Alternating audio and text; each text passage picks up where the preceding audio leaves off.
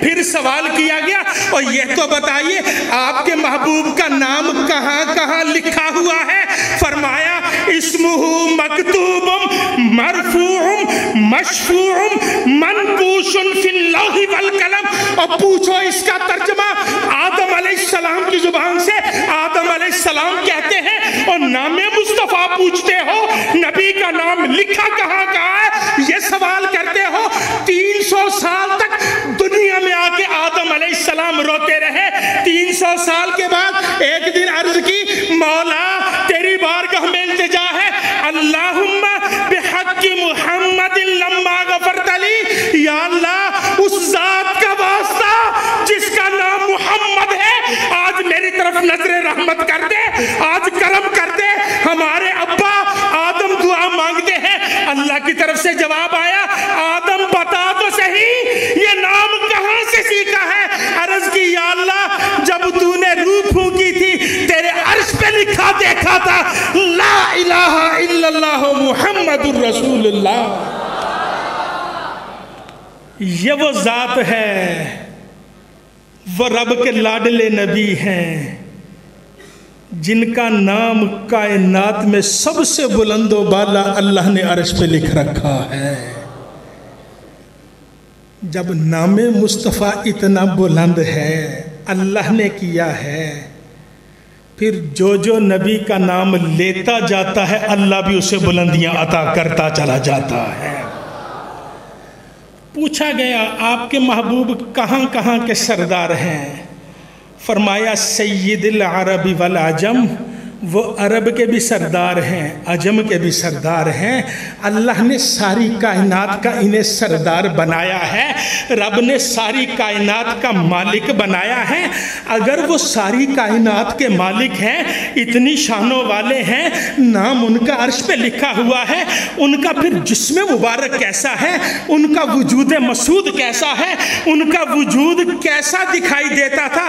فرمایا جسمہ مقدس محترم مطہرم منورن فی البیت والحرم.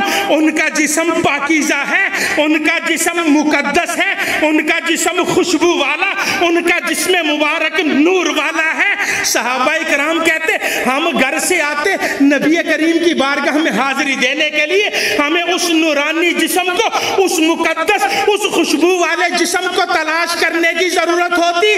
کسی سے سوال نہ کیا جاتا, ہم بازار میں آ کے سونگنا شروع کرتے اور جہاں سے تازہ خوشبو آ رہی ہوتی اور وہاں جاتے آگے اللہ کے نبی جلوہ گر نظر آ جایا کرتے. وہ خوشبو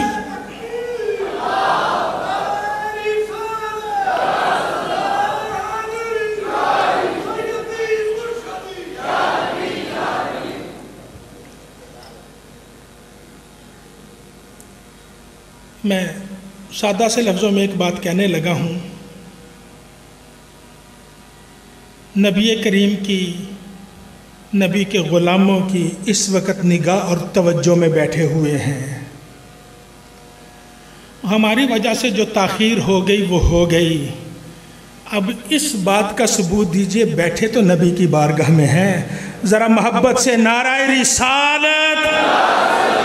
یہ آپ کو بار بار جگانا پڑتا ہے. نبی کا دیوانہ ہے وہ تو نام مصطفیٰ پہ جان لٹا دیتا ہے. ذرا محبت سے نعرہ رسالت, نعرہ رسالت.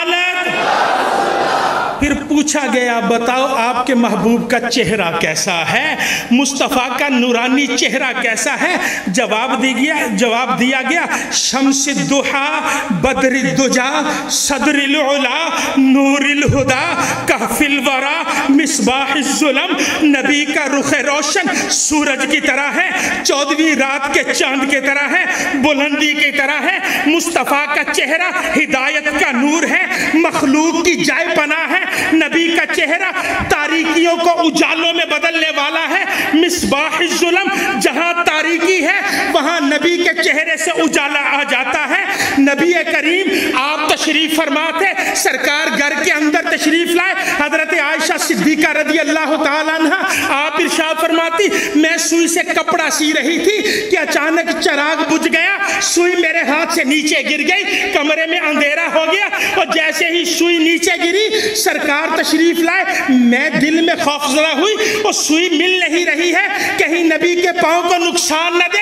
کہتی جیسے ہی اللہ کے نبی اندر تشریف لائے سرکار کے چہرے سے اتنا نور نکلتا ہے پورا کمرہ جگمگ جگمگ کر اٹھتا ہے۔ نبی کے چہرے کے نور کی روشنی سے سوئی مل جاتی ہے۔ ایمان والے وہ نبی کمرے میں تشریف لائے، چہرہ جگمگ جگمگ کر اٹھتا ہے۔ ذرا غور کر، وہ نبی جب ہماری قبر میں آئیں گے قبروں کا عالم کیا ہوگا؟